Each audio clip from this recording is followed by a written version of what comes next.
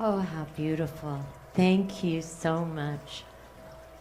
And what I loved in the verses of that song, not only are you releasing those shackles that have bound you, but when you say that you're open, I heard it as saying, I'm available.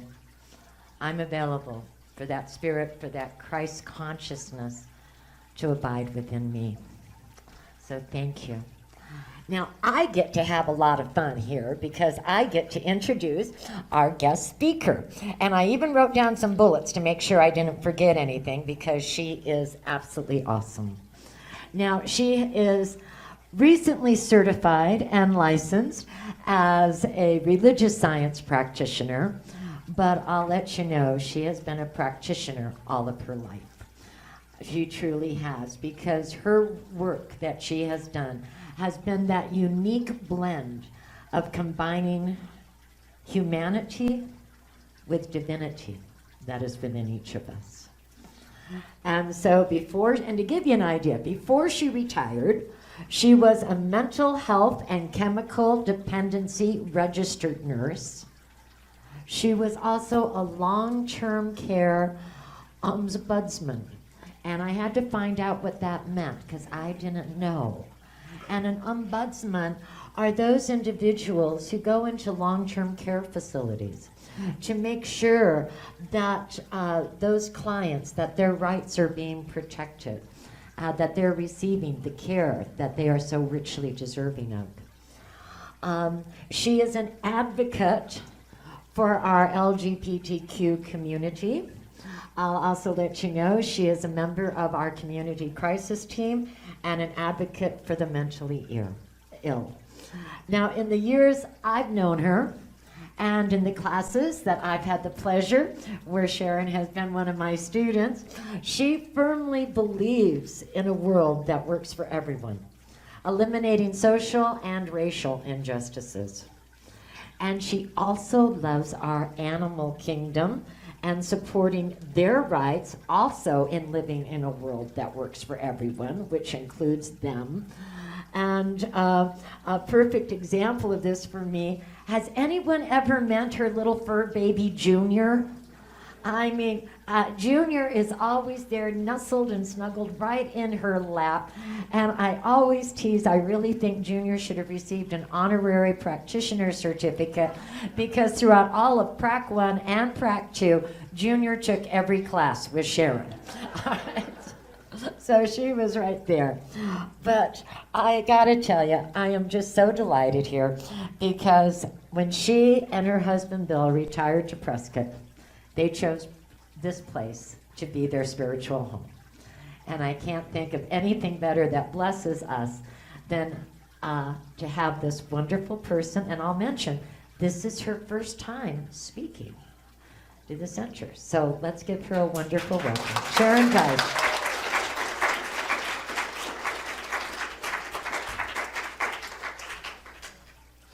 Let me get up and moving.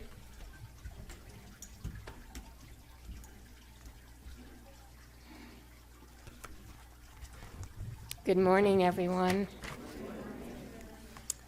As Hazel said, one of the things that I firmly believe in is a world that works for everyone. Because I know that we who believe in the philosophy of Ernest Holmes, we who believe in the science of mind, we believe in a world that works for everyone. But then what does that mean? I'd like maybe a few of you to raise your hand, and Hazel will bring the microphone, and tell us what a world that works for everyone means to you.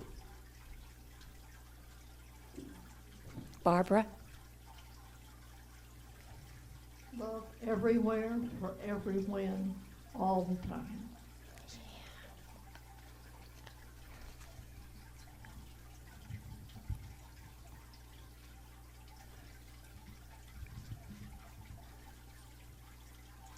Peace in every heart, peace in every home. Yes. Remembering always that God's in charge and all is well. Hazel, there's one.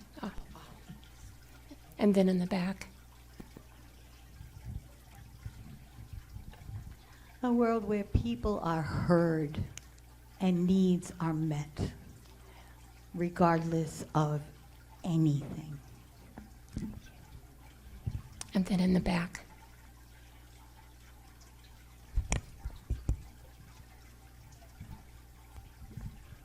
A world where no one's excluded. Okay. As the good Lord said, we need a world that works for everyone as we love one another as I have loved you. I think that's the greatest gift we can give today. Thank you. And Hazel, there's a young lady over here who had her hand up.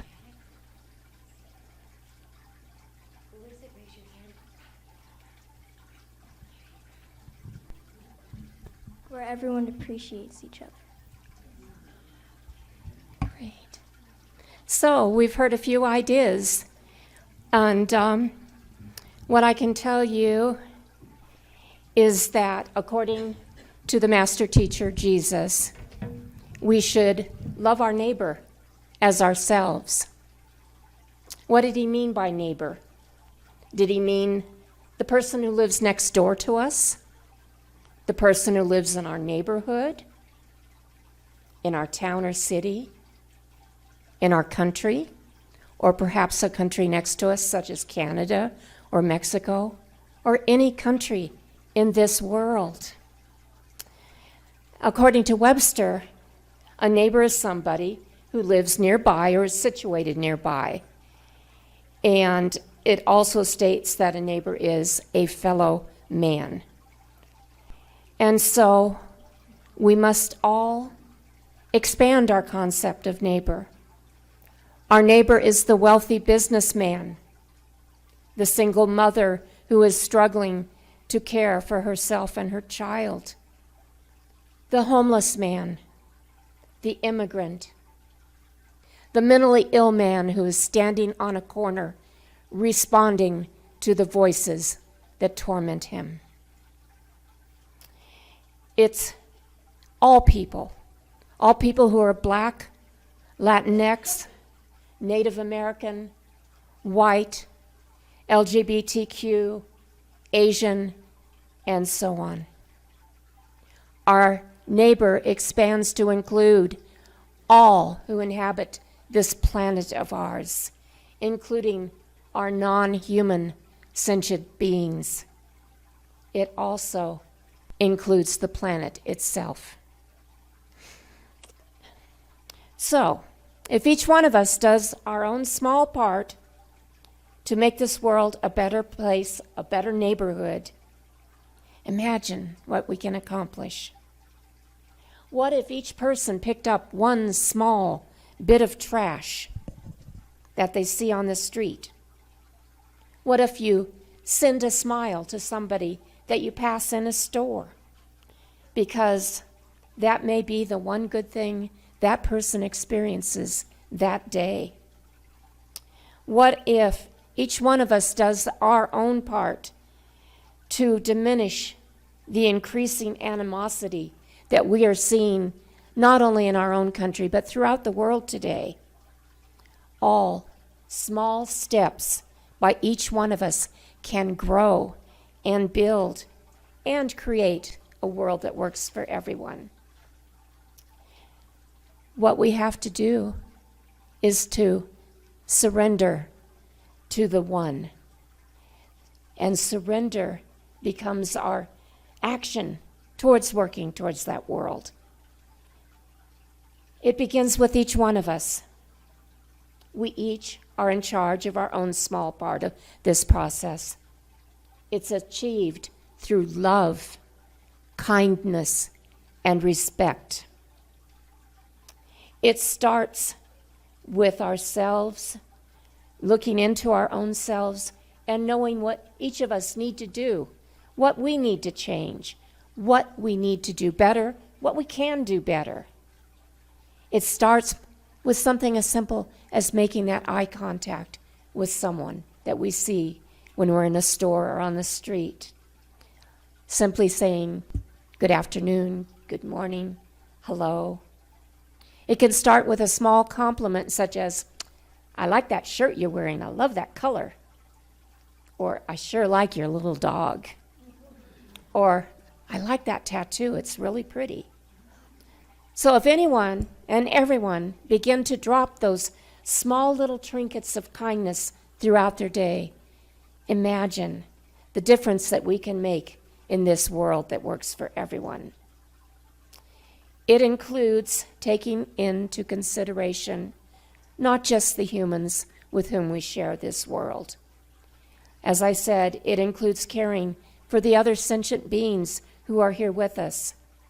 And it includes caring for Mother Earth herself. Such simple acts as recycling, not wasting, picking up your dog poop while you're out for a walk, putting out some water for the critters in your yard, hanging up a hummingbird feeder, and all those other small acts of love and caring that we can accomplish. It also includes not littering Mother Earth. I have to tell you that when my daughter was young, I told her that littering was like murder, because littering murders Mother Earth. Needless to say, she does not litter. So working for that world that works for everyone begins in our own community and can be as simple as volunteering. Volunteer to help out in the kitchen here, and I know so many do.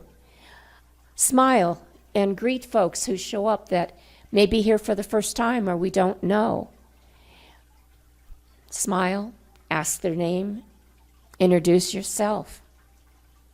It means volunteering within our own community, such as making a call to the Coalition for Compassion and Justice or helping out at Habitat for Humanity. It means volunteering to help at the local animal shelter and other assistance programs.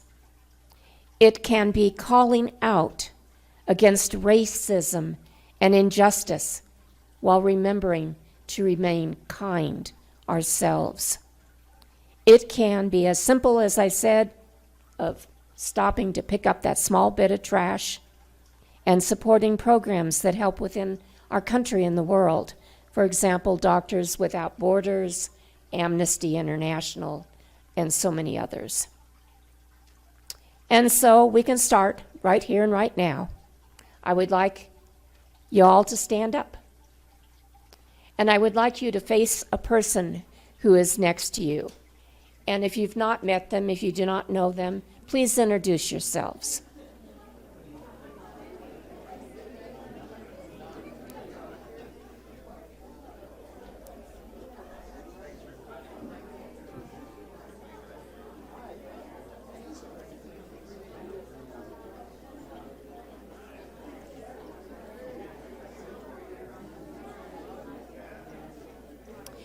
And what I would like you now to do is to speak to each other and to say to each other what I'm going to give you to say. You are beautiful. You are strong. You are important. You are loved. You are talented. You are smart. You are part of the one mind.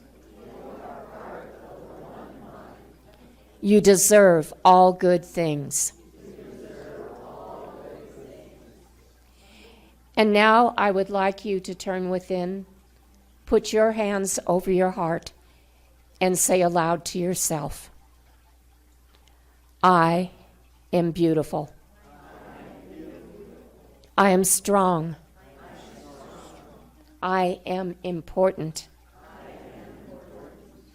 I am loved.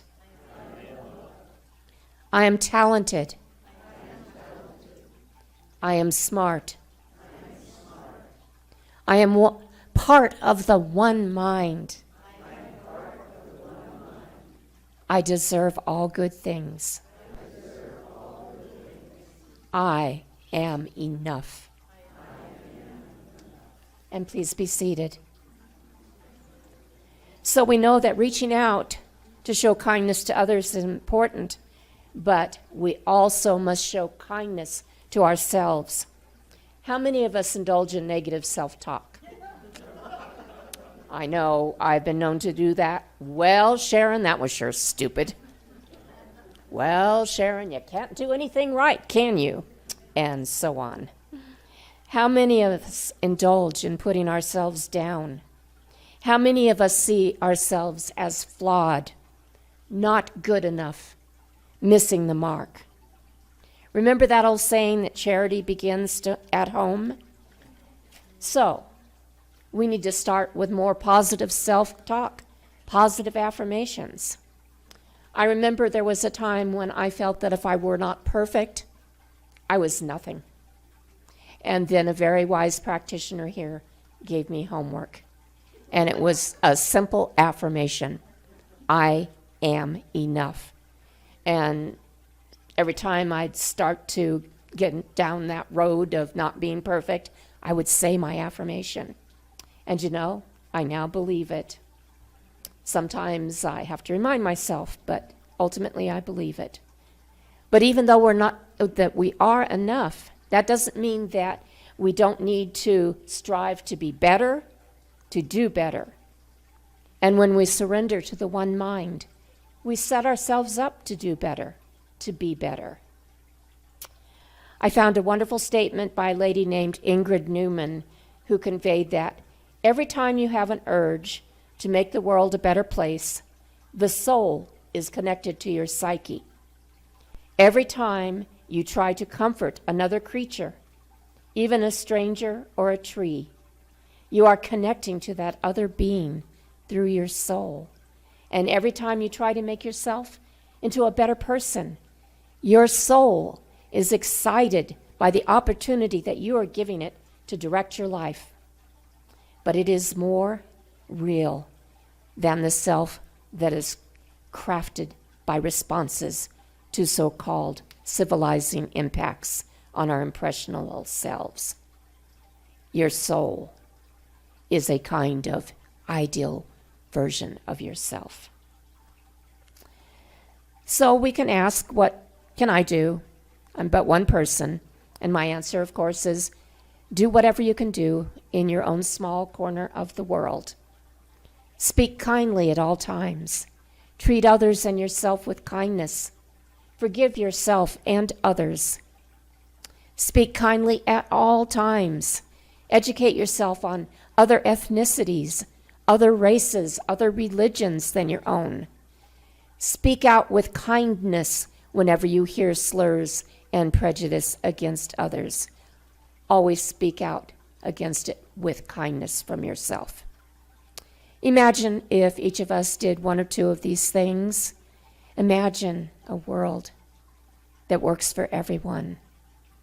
And so when we surrender to that one being, as evidenced by our actions of showering love and kindness towards others and to ourselves, we know that a world that works for everyone is a world of inclusion. And I'd like to end with a story that I found. There was no name attached to it, but I thought it was so beautiful. And here it is. Today, I went out for lunch, and I saw an elder lady walking towards me, coming from afar. And so I waited to hold the door for her. She was very thankful and sweet. And then she told the waitress, "Table for one." So I waited and hesitated. And then I walked up to her and said, "You know, I'm eating by myself too. Would you like to eat together?" And she was ecstatic. It seems that she had spent the last decade living with her mother, who had recently died, and her aunt, who was recently put into a nursing home. And so she was having a hard time being alone. We had a wonderful talk, and she just kept smiling and saying, "Thank you for listening to me," which made me smile too. by far the best decision I've made all year. Her name is Dolores, and we will be having lunch every Thursday from now on.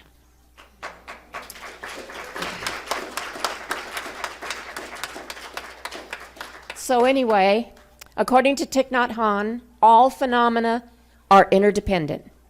Yet when we think of a speck of dust, a flower, or a human being, our mind sees these things as individual phenomena.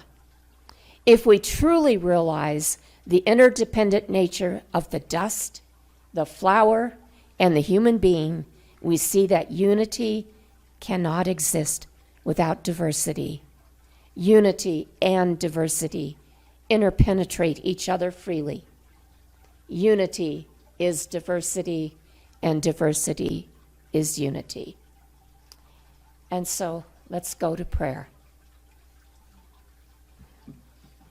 What I know is there is one universal power for love and kindness, which is known by so many names. But no matter what name, it is the all, the universal mind, the one. And we are all part of that one, that all, which gives us access to all good things, including love, kindness, serenity, patience, joy, comfort, knowledge, and benevolence. And as this one is without and within all, we know that we're all connected to one another and to all things and all beings in this world.